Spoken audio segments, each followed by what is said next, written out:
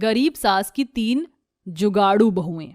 गंगा के तीनों बेटे अखिलेश, चंदर और राजेश को हल्दी लग रही थी। तभी मनोरमा गंगा से कहती है, बेटों के ब्याह की बहुत बहुत बधाई हो गंगा बहन। बहुत बहुत शुक्रिया मनोरमा, भगवान की दया से मुझ गरीब माँ के तीनों बेटों का घर बसने जा रहा है और मेरे घर में भी बहुएं आने जा रही हैं। इतनी भी खुश मत हो गंगा बहन, तुम आजकल की लड़कियों को नहीं जानती, आते ही बेटे को परिवार से अलग कर देती हैं। मुझे तो डर है कि कहीं तुम्हारी तीनों बहुएं भी आते ही तुम्हारा घर परिवार न तोड़ दे। आजकल की लड़कियां ऐसे गरीब ससुराल में कहाँ ही रहती हैं। मनोरमा की भड़काऊ बातों को सुनकर गरीब गंगा उदास हो जाती है। 2 दिन के बाद वह अपने तीनों बेटों की शादी गुंजा, रूपा और बिंदिया से करके उन्हें बहू बनाकर घर ले आती है। आओ मेरी बहुओं, तुम्हारी ये गरीब सास तुम्हारे ससुराल में तुम्हारा स्वागत करती है। तीनों बहुएं गृह प्रवेश करके अपनी सास के पैर छूती हैं।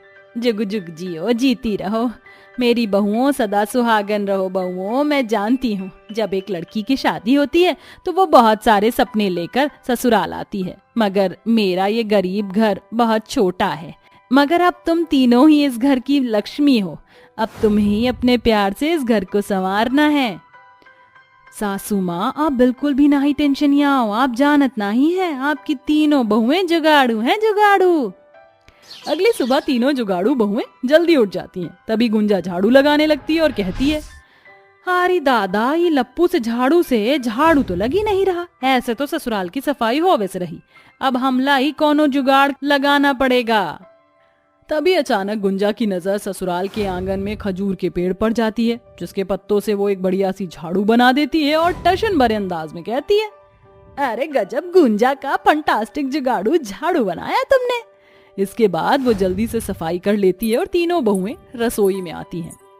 आज हम तीनों का हमरे गेंदा फूल ससुराल माँ पहली रसोई है। तीनों खाना बनाने की तैयारी में लग जाती हैं, मगर गरीबी के चलते रसोई में बहुत ही थोड़ा सा राशन होता है। हे राम जी, चंदा, गुंजा, इतने थोड़े से राशन में हम तीनों अपनी पहली रसोई की रस्म पूरी कैसन करेंगे। बिंदिया, हम तीनों जुगाड़ू बहुएं कोई ना कोई जुगाड़ लगा ही लेंगे। फिर तीनों जुगाड़ू बहुएं 2-4 आलू से ही तरीदार सब्जी और पूरी बनाकर अपनी सास और पति को परोसती हैं। ये सब्जी पूरी तो बड़ी ही स्वादिष्ट बनी है, मजा आ गया खाकर। सचमुच में आज बड़े दिनों बाद सब्जी पूरी खाई है, मेरा तो दिन बन गया। अब चलो काम पर चलते हैं, परिवार बढ़ गया है इसलिए खर्चा भी बढ़ गया है। बेटों के जाने के बाद गरीब गंगा हिचकिचाते हुए कहती है, बहुओं, रसोई में तो बहुत ही थोड़ा सा राशन था, फिर तुमने ये सब्जी पूरी कैसे बनाई। जुगाड़ लगाकर माँ जी, बस रसोई में 2-4 आलू पड़ा था तो हमने उसे भंडारा आलू पूरी बना लिया। जुग जुग जीती रहो बहुओं, मैं बहुत खुशकिस्मत हूँ जो मुझे 3 लक्ष्मी जैसी बहू मिली। ऐसे ही समय गुजरता है। फिर एक दिन वो तीनों घर के खर्चे का हिसाब लगाती हैं। बाप रे, हमारे ससुराल में तो महीने भर में 1500 रुपए का दूध, चीनी, चाय पत्ती में चला जाता है और फिर एक सिलेंडर 1100 का आता है। अरे ये तो देखो रूपा, कोटे से 2 रुपया किलो चावल गेहूं खरीद कर आवत है और ससुरा चक्की वाला 5 रुपए किलो की पिसाई लेते। अब हम तीनों बहुओं को ही कौन जुगाड़ लगाना पड़ेगा। अरे घर माँ हाथ चक्की तो है ही, इसीलिए अब हम तीनों बहुएं खुद से गेहूं फटकर वो के पिस के आटा बना लेंगी। हमारे इस जुगाड़ से सासू माँ के पैसे बचेंगे। हाँ, और हम इतनी गरीबी में गैस सिलेंडर खरीदने में पैसे नहीं फूकेंगे, बल्कि चूल्हा झोंकेंगे और जंगल से फ्री फंड की लकड़ियां लाकर चूल्हे पर खाना बनाएंगे। इससे सिलेंडर के पैसे बचेंगे तो हमारी दूसरी जरूरत में काम आएंगे। थोड़े बहुत पैसे बचाने के लिए तीनों जुगाड़ू बहुएं कोटे से मिला गेहूं हाथ चक्की में पीसती हैं, जिससे कि उन दोनों के हाथों में छाले पड़ जाते हैं। आखिरकार हम तीनों ने हाथ चक्की पर सारा गेहूं पीसकर आटा बना लिया। अब महीने भर के आटे की छुट्टी हो गई। ये सुनकर गरीब सास गंगा अपनी तीनों बहुओं को डबडबाई आंखों से देखकर कहती है, बहुओं, भगवान तुम जैसी जुगाड़ू बहू हर गरीब सास को दे। फिर तीनों बहुएं जुगाड़ लगाकर 4 ईंट और मिट्टी के घर के आंगन में ही चूल्हा बना लेती हैं और कड़ी मेहनत से जंगल से लकड़ियां काट कर लाती हैं और धुआं झेल कर खाना बनाती हैं और गैस सिलेंडर का पैसा बचा लेती। मगर इसी बीच उन तीनों के पति जिस फैक्ट्री में काम करते थे वो फैक्ट्री बंद हो जाती है और उनका काम छूट जाता है। हे भगवान, क्या तुझसे हम गरीबों का रूखा सूखा खाना भी देखा नहीं जा रहा था, जो तूने मेरे बेटों से काम छीन लिया। पता नहीं अब घर कैसे चलेगा। फैक्ट्री में जैसे तैसे मजदूरी करके ही तो घर की दाल रोटी चल रही थी, अब क्या होगा? कल चलकर देखेंगे। गुंजा, बहुत भूख लगी है, खाने को कुछ है क्या? जी आप सब थोड़ी देर इंतजार कीजिए, मैं खाना लगाती हूँ। ये कहकर गुंजा रसोई में जाती है। रसोई में तो एक भी सब्जी नहीं रखी। लगता है आज मेरे परिवार को नमक रोटी ही खाकर गुजारा करना होगा, मगर अगर यही हाल रहा तो कल को तो नमक रोटी के लिए भी झकना पड़ेगा। ये गरीबी भरी जिंदगी देखते देखते इतने साल हो गए। अपने घर में छाई गरीबी को देखकर गंगा का दिल भर आता है और यही वो सोच रही होती है कि अब क्या बनाया जाए। एक आधा तो भाजी तरकारी भी नहीं है, क्या बनाएं? अरे बिंदिया, हम अपने गांव में सीताफल के पत्तों साग बनाते थे ना, वही बना लेते हैं। तीनों बहू सीताफल के ताजे पत्तों को तोड़कर बहुत ही स्वादिष्ट साग बनाकर अपने पति और सास को खाना खिलाती हैं। अरे ये किस चीज की सब्जी है? बड़ी ही स्वादिष्ट लग रही है। प्यारे पतिदेव, ये सीताफल के पत्तों की सब्जी है। वो क्या है ना, रसोई में कोई भी सब्जी नहीं थी तो हमने अपना जुगाड़ लगा लिया। बीवी हो तो ऐसी, हर बार ये तीनों कोई ना कोई जुगाड़ लगा ही लेती हैं। ऐसे ही दिन बीतते हैं। उन तीनों के पतियों को फिर से काम मिल जाता है और एक सुबह जब रूपा चाय बनाने के लिए दूध उबाल रही होती है तभी दूध फट जाता है। हाय दैया, पिटे मुंह, ये भी सुबह सवेरे ही होना था। अरे ऐसा भी क्या हो गया बहू? अब देखिए ना माँ जी, दूध फट गया। हे राम, इसे कहते हैं कंगाली में आटा गीला। अब आज के दिन तो चाय के लिए भी तरसना पड़ेगा। सारा का सारा दूध फट गया। जा बहू, इसे फेंक दे, अब किस काम का है? अरे अम्मा जी, ये फटा हुआ दूध भी तो बहुत काम का है, आप बस देखती जाइए। ये बोलकर बहू उस फटे हुए दूध को फेंकने की बजाय पनीर बना लेती है और झटपट से आटा गूंथकर भरवा पनीर के पराठे बनाती है, जिसे सभी खुश होकर खाते हैं। क्यों सासू माँ, कैसा लगा आपकी बहू का जुगाड़? बहुत ही बढ़िया रूपा बहू। पराठा खाकर जैसे ही सास जूठे बर्तन रखने आंगन में आती है तो अपनी बहू को राख से बर्तन मांजते हुए देखकर कहती है, अरे ये क्या बिंदिया बहू, तू इस तरह से राख से बर्तन क्यों मांज रही है? अगर बर्तन मांजने का साबुन खत्म हो गया था तो मुझे बता देती, मैं दूसरा मंगवा देती। अरे नहीं, जरूरत नहीं थी सासू माँ, वैसे भी साबुन के पीछे पैसा बहाना बर्बादी है। ये बड़का बड़का एड ब्रेक तो बना देते हैं, 1 चम्मच विम जेल घोलो और सारी बर्तन धो लो। मगर हम हैं भैया जुगाड़ू बहुरिया, हम तो चूल्हे के काले राख से कालुए बर्तन को भी एकदम चकाचक चमका देते हैं। देखिए।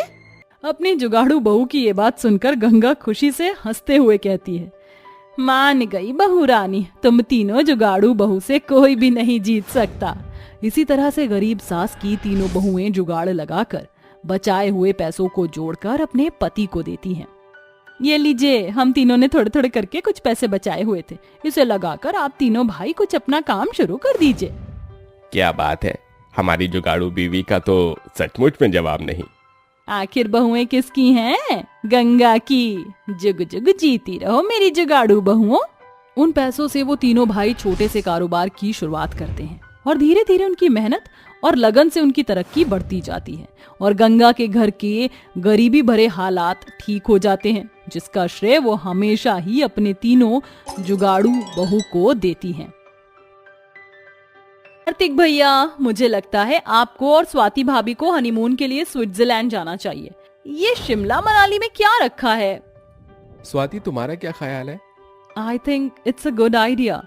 कार्तिक, हम दोनों को अपने हनीमून के लिए स्विट्जरलैंड ही जाना चाहिए। क्यों सासू माँ? तुम दोनों की खुशी जिसमें हो, मैं तो उसी में खुश हूँ बहू। सुमित्रा देवी का पूरा परिवार मिलकर स्वाति और कार्तिक के हनीमून का प्लान बना रहे थे। वहीं कोने में खड़ी नैना आंखों में आंसू लिए सब कुछ देख रही होती है। इतने में तारा कार्तिक और स्वाति के हनीमून की टिकट्स बुक करने लगती है। तारा बहू, 1 टिकट और बुक कर देना मेरी काली बहू के लिए। अब मेरा बेटा और मेरी बहू हनीमून पर जा रहे हैं तो साथ में कोई नौकर तो चाहिए ही इनका ख्याल रखने के लिए। नहीं नहीं माँ जी, भगवान के लिए मुझे कार्तिक जी और स्वाति के साथ हनीमून पर मत भेजिए। मैं सब कुछ बर्दाश्त कर सकती हूँ मगर ये मुझसे बर्दाश्त नहीं होगा। सुमित्रा नैना की एक नहीं सुनती और उसे उनके साथ भेज देती है, जहां होटल पहुंचकर स्वाति कहती है, कार्तिक, ये शायद दुनिया का पहला ऐसा हनीमून होगा जिसमें पति पत्नी और सौतन तीनों एक साथ होंगी।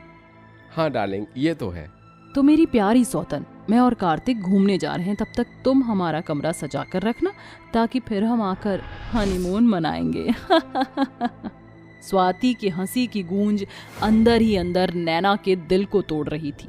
वो आंसू भरी आंखों के साथ कमरा सजाते हुए कहती है, भगवान ऐसा दिन किसी भी सुहागन को ना दिखाए जब उसे अपने ही हाथों से अपने पति और अपनी सौतन के सुहाग की सेज सजानी पड़े। क्योंकि एक औरत सब कुछ बांट सकती है मगर अपना सुहाग और अपना सिंदूर और अपना पति कभी नहीं बांट सकती है। ये कहते कहते नैना बीते दिनों में खो जाती है, जहां से इस सब की शुरुआत हुई थी और उसकी खुशियों भरी जिंदगी शुरू होने से पहले ही खत्म हो गई। जानकी नाथ की आंखों में खुशी के आंसू भरे हुए हैं और वो हाथ जोड़कर कहते हैं, दशरथ नाथ, आज तुमने मेरी बेटी को अपनाकर मुझ गरीब बदनसीब बाप का मान बढ़ा दिया है। जानकी नाथ, हम दोनों बचपन के दोस्त हैं, तो तेरे घर की इज्जत मेरे घर की इज्जत हुई ना। और ये मेरे लिए सौभाग्य की बात है जो मेरे घर में इतनी सुशील संस्कारी लक्ष्मी जैसी बहू आने जा रही है। और फिर इससे बड़ी खुशी और क्या हो सकती है कि हमारे सालों की दोस्ती आज रिश्तेदारी में बदल रही है। ये कहानी है गरीब जानकी नाथ की बेटी नैना की, जिसके काले रंग के चलते हर बार रिश्ते वाले उसे ठुकरा कर चले जाते। ऐसे में दशरथ सिंह नैना को अपने घर की बहू के रूप में चुन लेते हैं। नैना की तस्वीर देखते ही उनका बेटा कार्तिक शादी से मना कर देता है और दोनों के बीच घमासान कलेश हो जाता है। मैं पूछता हूँ, किसे पूछकर आपने मेरी शादी इस जैसी काली कलूटन लड़की से तय कर दी? पिताजी, मैं ये शादी नहीं करूंगा। और नहीं तो क्या पिताजी, इस लड़की का भैया के साथ कोई भी मेल नहीं, एकदम जले उपले जैसी है। इसके साथ भैया की जोड़ी जरा भी नहीं लगेगी। भैया इतने सुंदर हैं और ये एकदम बैंगन के भरते जैसी। बंद करो ये बेफजूल की बात है। तारा, इस घर के फैसले लेने के लिए अभी दशरथ सिंह जिंदा है। तू मेरी एक बात सुन ले कार्तिक, मैं जानकी नाथ को जुबान दे चुका हूँ और अगर तूने ये शादी नहीं की तो मैं जुबान के लिए अपनी जान भी दे सकता हूँ। अरे भगवान के लिए ऐसा मत कहिए, ये कैसी बहकी बहकी बातें कर रहे हैं। कार्तिक बेटा हाँ कर दे। कार्तिक शादी के लिए हाँ कर देता है और नैना से उसकी शादी हो जाती है। हर लड़की की तरह नैना भी अपनी आंखों में कई सारे सपने सजाए हुए बहू बनकर ससुराल आ जाती है। मगर सच तो ये था कि नैना के ससुर के सिवा उस घर में कोई भी इस शादी से खुश नहीं था। वहीं शादी की रात जब नैना अपने सुहाग की सेज पर बैठी होती है, तभी कार्तिक कमरे में आकर गुस्से से बिलबिला कर उसे बिस्तर से गिरा देता है। दो कौड़ी की काली कलूटी, तेरी हिम्मत कैसे हुई मेरे बिस्तर पर बैठने की? कार्तिक जी, आप ऐसा क्यों कर रहे हैं? मैं आपकी पत्नी हूँ और आप मेरे पति, और आज हमारी सुहाग रात है। सुहाग रात? और वो भी तुझ जैसी काली कलूटी बैंगन लूटी के साथ? थूकता हूँ मैं तुझ जैसी पर। मैं तुझे अपनी पत्नी का दर्जा कभी नहीं दूंगा। नफरत करता हूँ मैं तुझसे, नफरत।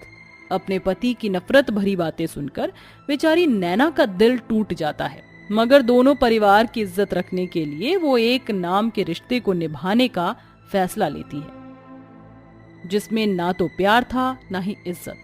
मगर बेचारी उस काली बहू को कहाँ पता था कि किस्मत आगे भी उसके साथ कैसा खेल खेलने वाली थी। बीतते वक्त के साथ उसकी सहेली स्वाति उससे मिलने आती है। कैसी है तू नैना? ठीक हूँ। क्या बात है नैना, तुझे देखकर ऐसा लग रहा है तू अपनी शादी से खुश नहीं है। मुझे बता, मैं तेरी सहेली हूँ। नैना अपने रिश्ते के बीच के अधूरेपन का दर्द स्वाति से बांटती है, मगर असल में स्वाति नैना की सौतन बनने आई थी। इस बीच दशरथ सिंह बहू की खुशी में दर्शन के लिए चार धाम चले जाते हैं। फिर एक दिन, नैना, अरे ओ काली कलूठी, कहाँ है तू? तौलिया दे। तभी स्वाति तौलिया लिए बाथरूम में कार्तिक को अकेला देखकर उसके बहुत करीब आ जाती है। I love you so much Kartik. क्या रखा है नैना में? छोड़ दो उसे, तुम्हें तो मैं मिल जाऊंगी। देखो मैं कितनी सुंदर हूँ। तुम जैसे tall, handsome, dashing, good looking बंदे को मुझ जैसी गोरी और सुंदर बीवी रिजर्व करती है, ना कि वो। तुम ठीक कहती हो स्वाति, मेरी जिंदगी में तुम्हारी कमी थी। आखिरकार कार्तिक अपनी शादी के दायरे को तोड़कर स्वाति से दूसरी शादी कर लेता है, मगर क्या कार्तिक को अपनी गलती का एहसास होगा? इतने में स्वाति कार्तिक के साथ वापस लौट आती है। मेरी प्यारी काली सौतन, तुमने हमारे सुहागरात का कमरा तो बड़ा ही अच्छा सजाया है। चलो अब हम दोनों को हनीमून मनाना है, हमें अकेला छोड़ दो। बेचारी नैना टूटे हुए दिल से अपने पति को अपनी सौतन के साथ छोड़कर कमरे से चली जाती है और सारी रात अपनी किस्मत को कोसते हुए फूट फूट कर रोती है। वहीं कार्तिक और स्वाति सारी रात एक दूसरे के आगोश में समाये हुए होटल के कमरे में हनीमून मनाते हैं। सुबह जब नैना कमरे में लौटकर आती है तो कमरे की बिखरी हालत और अपने पति और सौतन को आधे अधूरे कपड़े में देखकर वो खुद को संभाल नहीं पाती। स्वाति, मैंने तो तुम्हें अपनी सहेली मानकर अपना गम और दर्द तुमसे बांटा था, मगर तुमने मुझे ये सिला दिया, मुझसे मेरा पति छीन लिया। क्यों किया तुमने ये सब कुछ? इस बात पर स्वाति शैतानी हंसी हंसते हुए कहती है, ये सजा है नैना।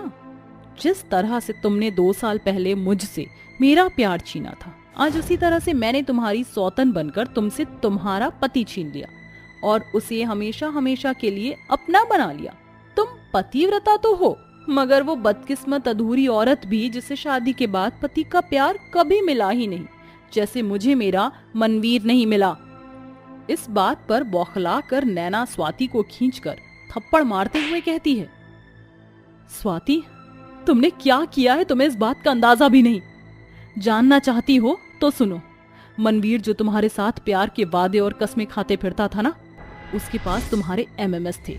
इसलिए मैंने तुम्हारी इज्जत बचाने के लिए उस दिन वो एमएमएस की क्लिप लेने के लिए ही मैं उससे मिलने उसके घर गई थी और वो मेरे साथ जबरदस्ती करने लगा और ऐन मौके पर तुम्हें उसने वहां बुला लिया था।